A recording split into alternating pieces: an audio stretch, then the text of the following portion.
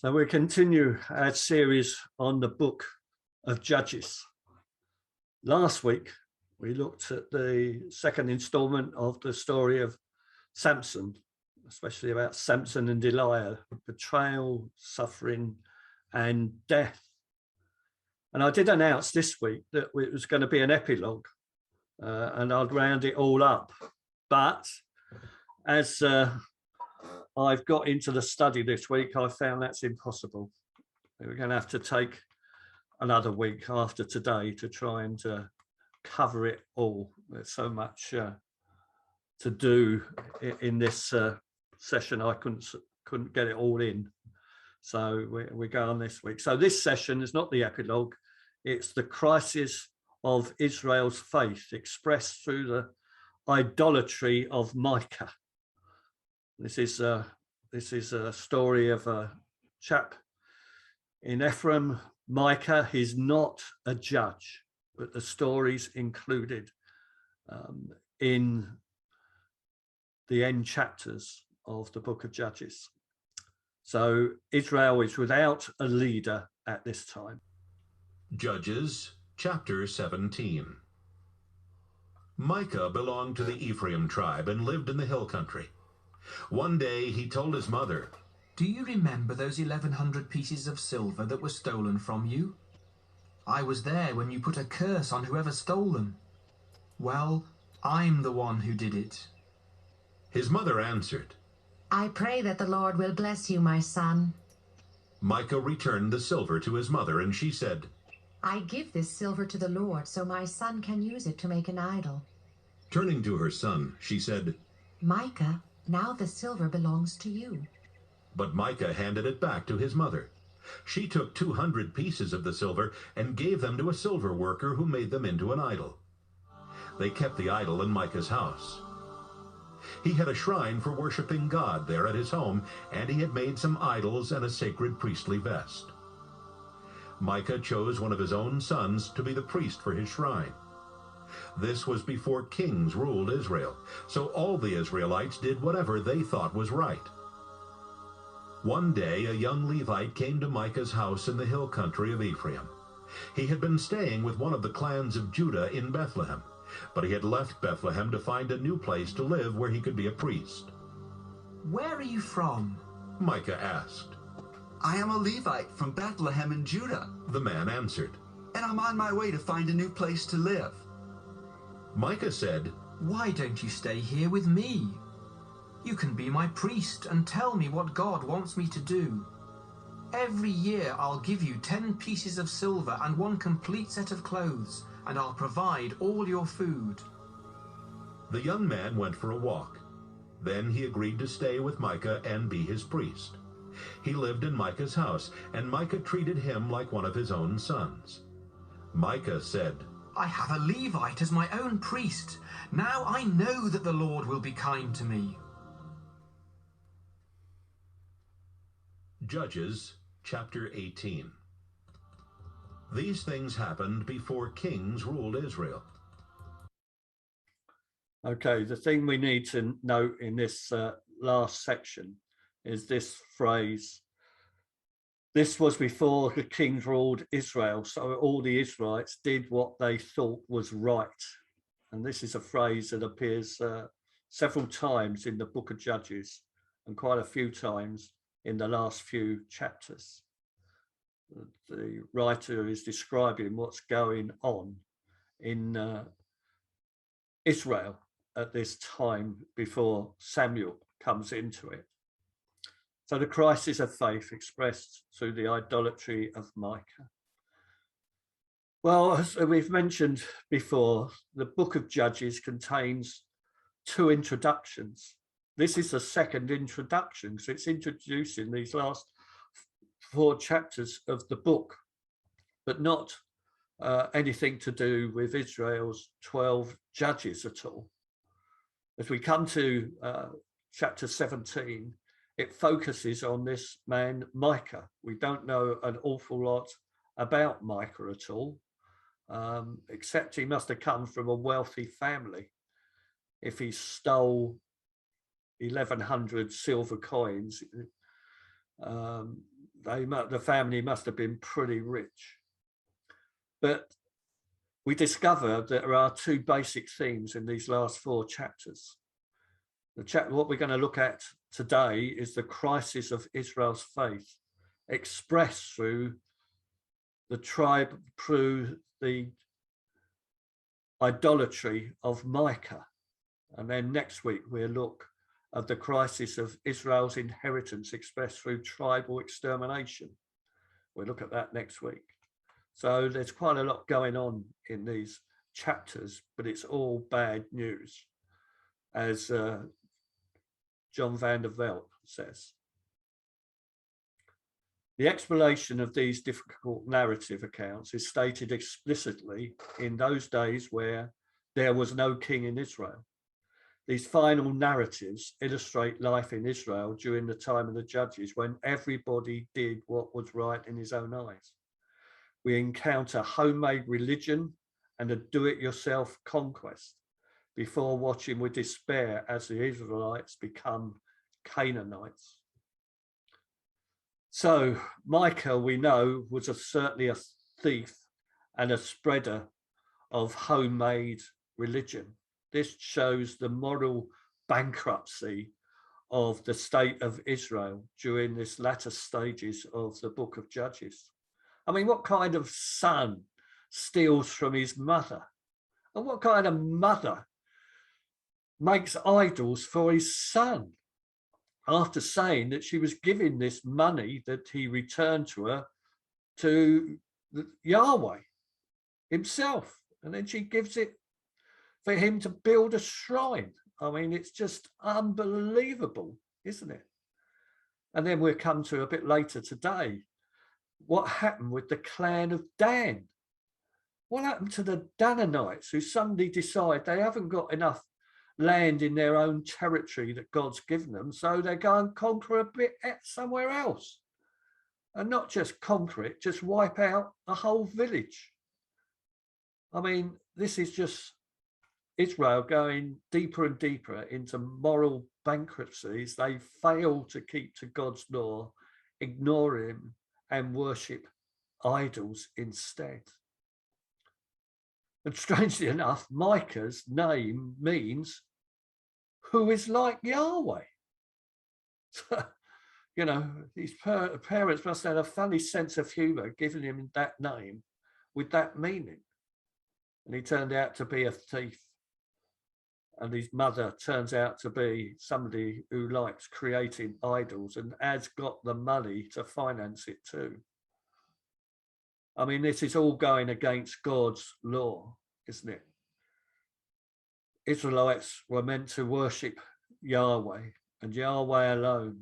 They were forbidden to make idols and worship idols, but they're constantly doing this. And this is what this story of Micah is all about. As he gets into idol worship, not only does he set up his own shrine, but he employs his own priest, a Levite priest who's supposed to worship Yahweh alone, to come and worship along with idols with him. He's even made an ephod for this priest. The ephod was made only for the chief priest, but Micah's decided to make one of his own, and when this priest comes along, I presume the priest starts to wear it. He even appoints one of his sons as a priest too. I mean, this is just unbelievable, isn't it? Why does he appoint this priest? Well, it appears he feels this would give him favor with God. He says, you know, now I've got my own priest, I'm going to prosper. Can't believe that. So moral bankruptcy is getting more and more worse during this period. But what about this traveling priest that he's employed?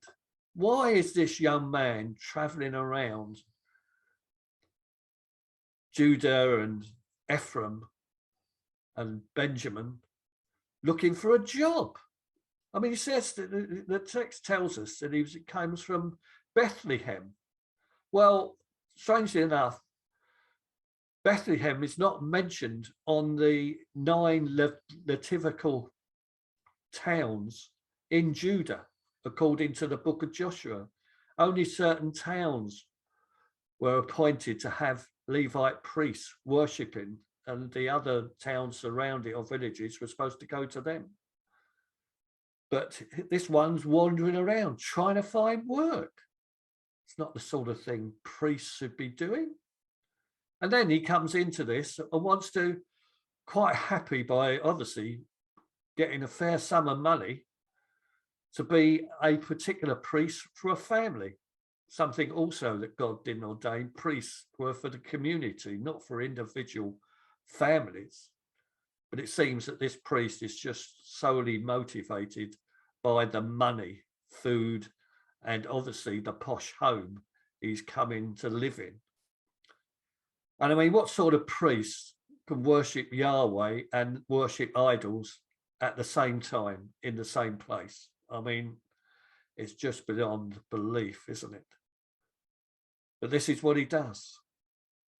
Micah's happy, and this priest's happy because he's onto a good thing here materially. But then the story continues, and the Danites come into this story. The Danites are people of the tribe of Dan. Just to remind you where Dan is, that's west of Ephraim, just above Benjamin, in between Manasseh and Judah, right in the center of the state of Israel as it is during this period. So let's listen to the story of how the Danites got involved with this priest. Judges chapter 18. These things happened before kings ruled Israel. About this time, the tribe of Dan was looking for a place to live. The other tribes had land, but the people of Dan did not really have any to call their own. The tribe chose 5 warriors to represent their clans and told them, "Go and find some land where we can live." The warriors left the area of Zorah and Eshtaol and went into the hill country of Ephraim. One night they stayed at Micah's house because they heard the young Levite talking, and they knew from his accent that he was from the south. They asked him, "What are you doing here? Who brought you here?"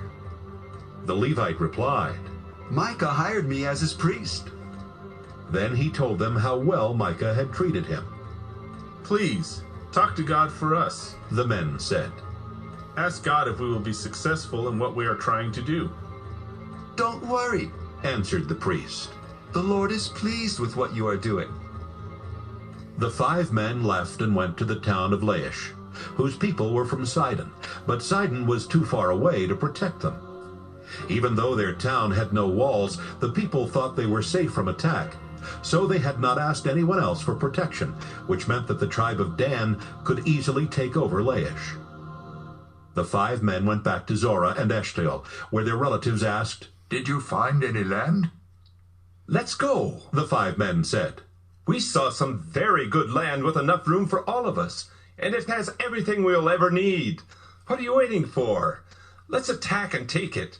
You'll find that the people think they're safe, but God is giving the land to us." 600 men from the tribe of Dan strapped on their weapons and left Zorah and Eshtaol with their families. One night they camped near Kiriath Jearim in the territory of Judah, and that's why the place just west of Kiriath Jearim is still known as Dan's camp. Then they went into the hill country of Ephraim. When they came close to Micah's house, the 5 men who had been spies asked the other warriors, "Did you know that someone in this village has several idols and a sacred priestly vest? What do you think we should do about it?" The 600 warriors left the road and went to the house on Micah's property where the young Levite priest lived. They stood at the gate and greeted the priest.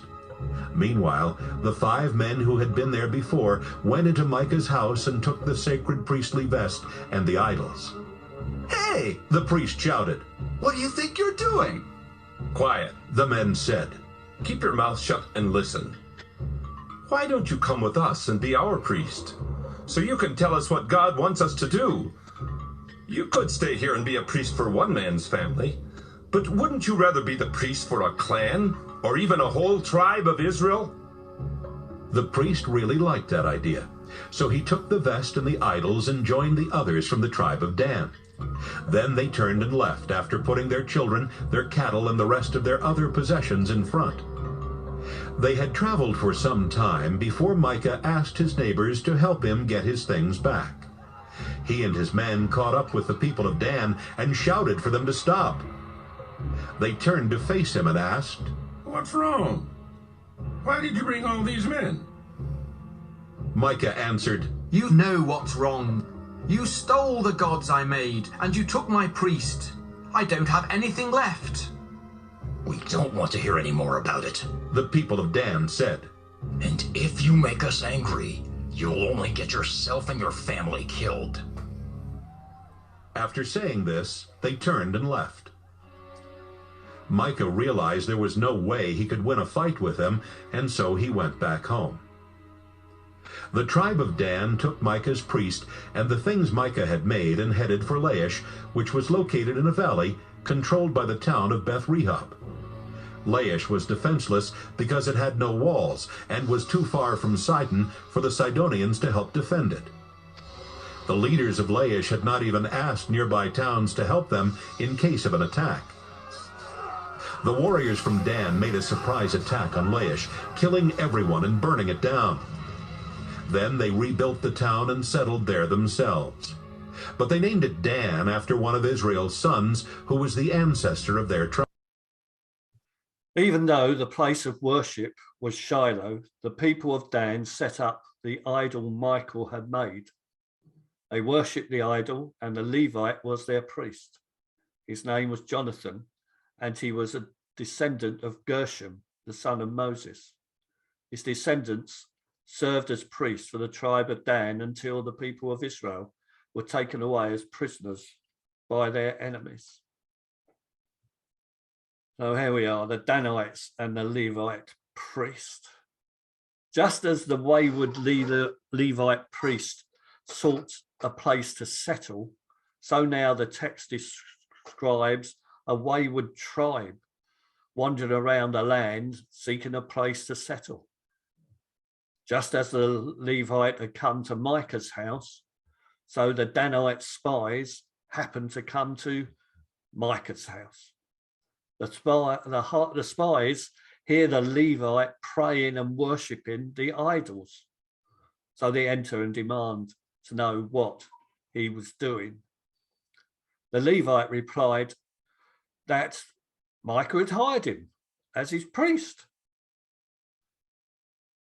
The answer seems to have gone down well with the Danites. They seem to have resonated well when they capture their new town. Perhaps they could get this priest to come and be their priest.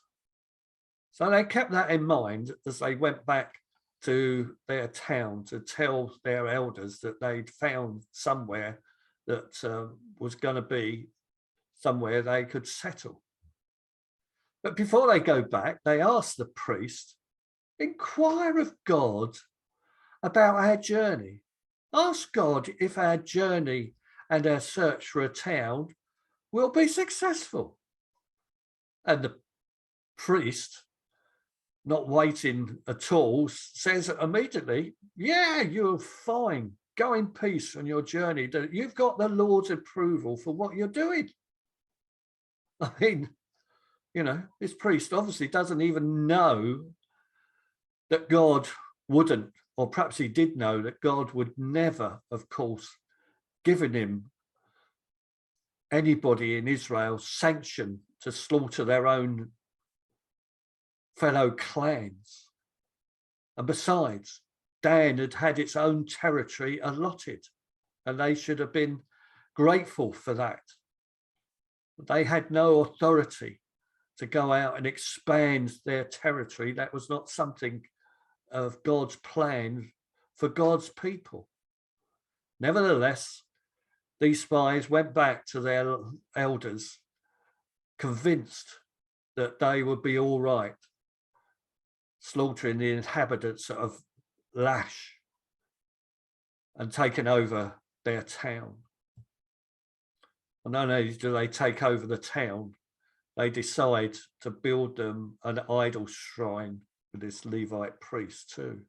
So presumably, anyway, they go back, they convince the elders that they should all up sticks, take their army and go and camp and overtake this town of Lash. I mean, the writer portrays the Danites in this as a ruthless gang of thugs, basically. But they set off with 600 men. And they first go back to Micah's house. And while the army camps out in front, the spies go back inside and lift all the things they want to build a shrine when they conquer this town of Lavish. They take his idols, they take the ephod. I would see the sleeping, slipping away, but the priest sees them and challenges them. Like, what are you doing? And they tell him virtually, be quiet. We're doing this, good threat. And then they decide, well, why not come with us? Be our priest. You'll be a priest, not just to a small family of 20 people. You'll be priest to hundreds. And I'm sure they would pay him and serve him well. Well, the priest didn't take any time. Well, the first time when Micah asked him to be a priest, he went for a walk for a bit. On this occasion, he didn't. He accepts the offer straight away, and off he goes with the army to Lavish. Well, Micah comes back and finds he's been robbed and his priest has been taken away. But he doesn't go after this lot straight away. The text says that he waited a while. Almost, was he waiting to build up courage? Anyway, he got a few neighbours and goes tearing after this invasive army, band of thugs, and demands his property and his priest back. But they tell him to get lost. And so he gives up. No fight, because it appears also that the soldiers took some of his family and servants as hostages on their way, and he doesn't even stand up for them. So Micah has been robbed and betrayed. He's lost his priest, he's lost his idols. He feels vulnerable, but he's lost all that he put his trust in, a load of iron and wooden idols, and his very dodgy priest. And off they goes. So Micah, who at the beginning of this story is portrayed as a thief, has become a victim of theft. How ironic too. Lawson Younger says this: in the same ruthless manner that they had stolen the powerless gods from the helpless Micah who had manufactured them, the Danites exterminate the powerless and helpless inhabitants of Lash. The Danite conquest is described as a human achievement without any insinuation of God's involvement in the enterprise whatsoever. The Danites are presented in the narrative as nothing more than a gang of thugs. So we have in these last two chapters that we've looked at today, the horrors of sin building up in the book of Judges. Not only are the Israelites now vulnerable to attack by their neighbours, the neighbouring nations, but they're now, it seems, vulnerable from attack from their own fellow Israelites, their own Israelite clans, all sons of Abraham. I mean, it's unbelievable, isn't it? How quickly the nation of Israel is degenerating in this lawless period in their history. I mean, if we presume that Micah and his mother are representatives of the rest of the nation, or a large proportion of the lesser nation, that are quite likely to have been worshipping idols in their home as well as Yahweh on other times. Micah believes that he can act and promote his own priests and appoint priests to his own family clan. I mean, the text tells us he even appointed and made his son a priest. And the Jonathan, the Levitical priest, believe he conduct worship services for idols and Yahwehs at the same time. I mean, where on earth did he pick that up in his training as being a Levite priest, I wonder? You know, the tribe of Dan believing they got a right to enlarge their territory, quite simply by taking it from other Israelites. The Israelites have become murdering and slaughtering people. Very much as we see the text indicates that the Israelites are becoming more like the Canaanites. Absolutely amazing what's gone on in Israel during this period. Isabel de Campo says this: faith in God helps us navigate through many ethical decisions, but difficulty comes when our religious institutions and their teachings contradict the nature of God. In the final chapter of Judges, the Israelites lose complete sight of God and God's teachings. People make moral and ethical decisions without a moral compass. When God is invoked, God does not respond, but the Israelites do not notice. They simply continue to do as they see right and ascribe it to God. In this frightful conclusion of Judges, we are confronted with our own inclination to do the same. Well, we said, what's the purpose of Judges? Well, we know one of the main purposes was to ensure in history why the people of Israel needed a physical king to lead them in the ways of God and to follow God.